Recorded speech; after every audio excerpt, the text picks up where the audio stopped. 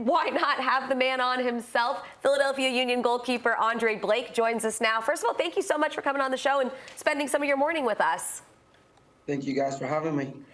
So we obviously just saw some of those saves. In real time, what's going through your mind during those penalties? Obviously, we know every time you guys face the Red Bulls, it's always a big matchup for both teams. So take us through those moments for you. Yeah, as you said, it was a big moment. And when I saw Morgan was coming into the game, I know he was probably their best penalty taker. So at that time in my head was like, what better penalty to save than his?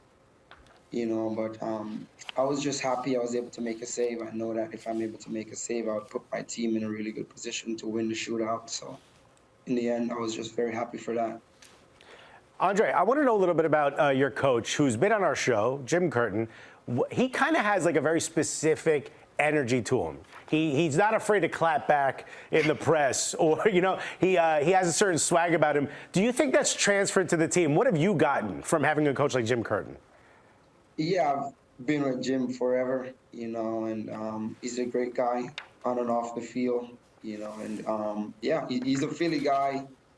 He's made this team into what he wants it to be, so we're all for Jim. Jim is all for us. And yeah, he created the culture of what he wanted, and that's exactly what we're representing. Well, you might as well be a Philly guy now, because I used to call you a Connecticut guy.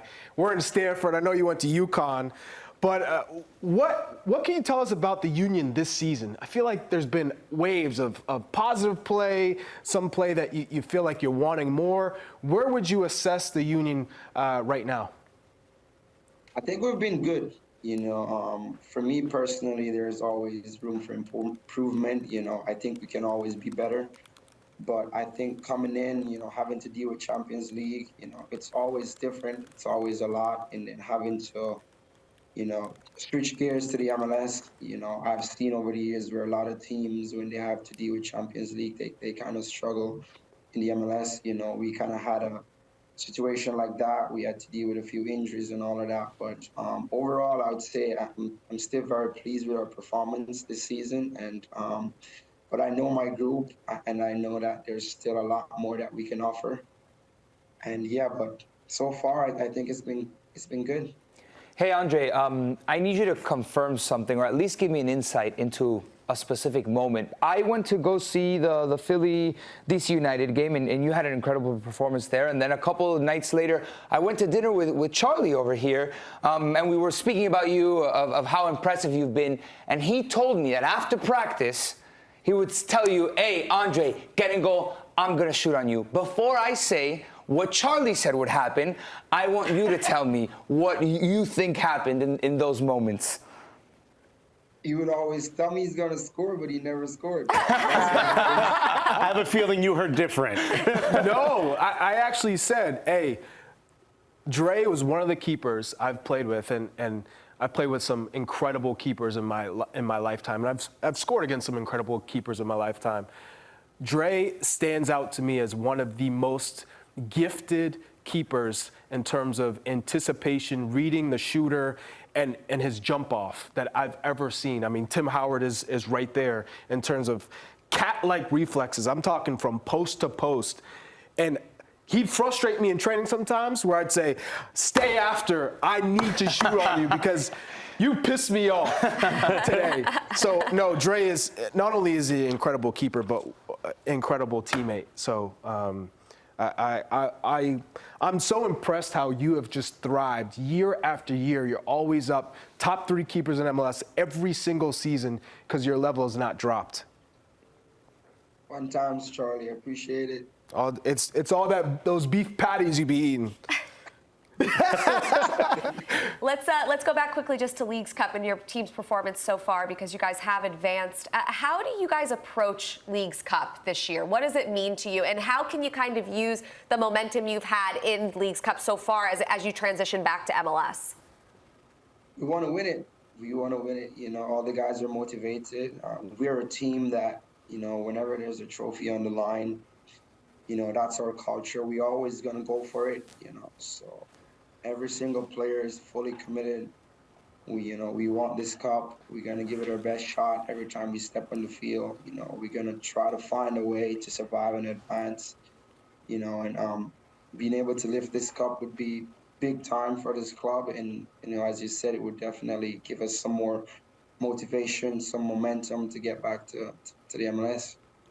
Andre, there's so much more attention being put on what goalkeepers are doing in the moment just before a penalty is taken. We've seen Emi Martinez in Europe and in South America try to get in the penalty kicker's head. We've seen in League's Cup the Tigres goalkeeper do magic tricks and pull ribbons out of his mouth. One, what were your thoughts on that when you saw that and the miming? And two, what do you do to get in the penalty taker's head? I saw that from the Tigres goalkeeper. I must say, that's good for him. Obviously I can't do that. But, yeah, the pressure is on the kicker. They're supposed to score, and for us as goalkeeper, if we can put more pressure, we have nothing to lose. We just need to be nice and free, be confident. If you're playing at home, try to get the crowd into the game, put as much pressure as you can on that kicker, and hopefully you can really get into his head and force him to either put it over or not hit it as well as you would want to, and then that puts you in a better position to make a save. Is that the wildest thing you've seen a goalkeeper do, though? Pull a magic trick out? Yeah, for sure. That's unbelievable. I'm waiting for you to start dutty whining before. He does a little a little Dre dutty whine. A little Pondy bind just before. Dre, you guys are in third place right now in the Eastern Conference. Just 3 points out from second place in the New England Revolution.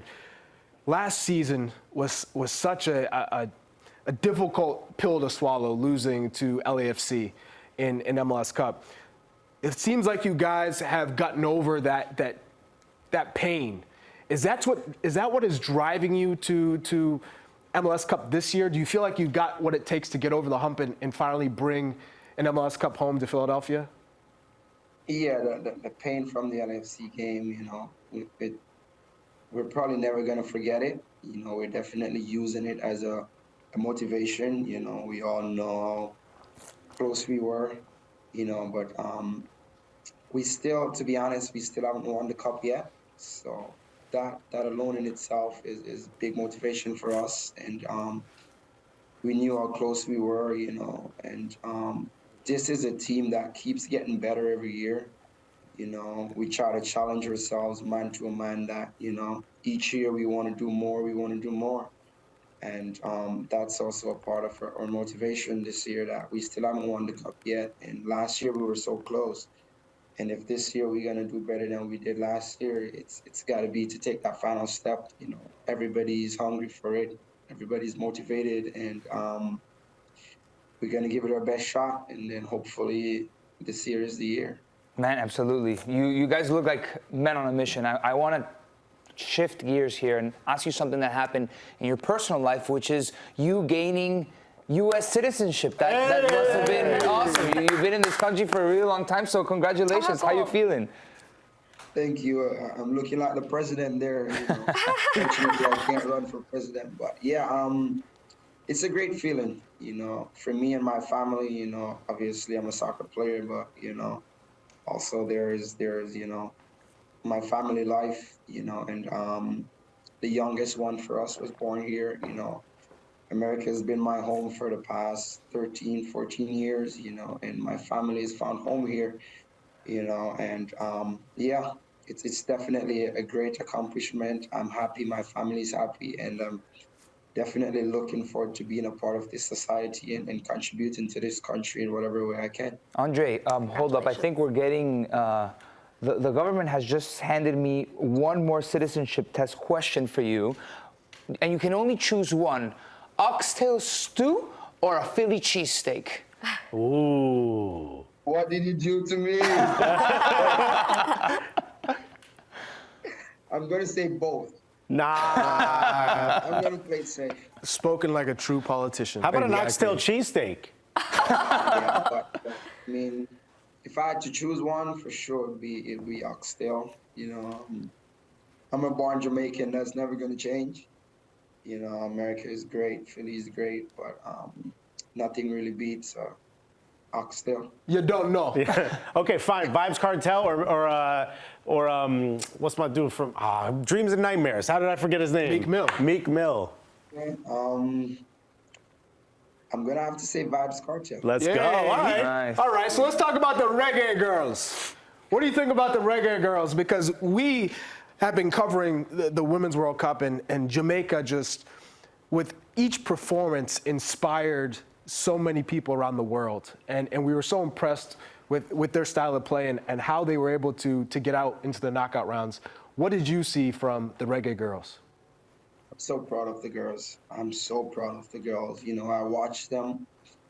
You know, I see a group of girls that are committed. You know, they play with a sense of belief. You know, going into the tournament, a lot of people thought they had no chance of making it out of the group stage.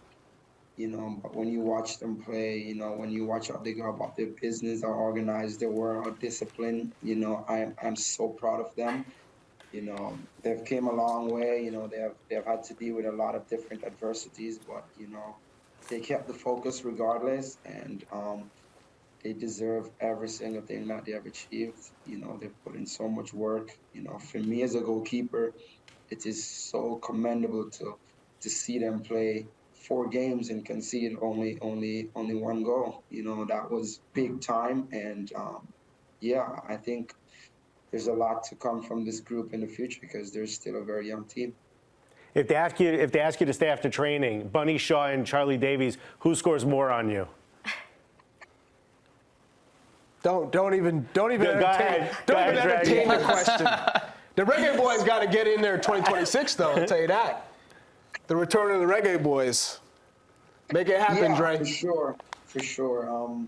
The girls, they've led the way. You know, they show us what it's like, what it's supposed to be like. And for the boys, we definitely have the group. You know, we have the talent, but talent alone is just not going to be enough, you know. So we're going to have to figure out a way to get everybody in, get everybody committed, you know, the sacrifices and the discipline, the focus. So that's our challenge. You know, we know it's possible. But again, you know, talent alone is not going to get it done.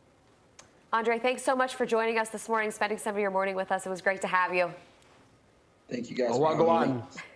When we come back,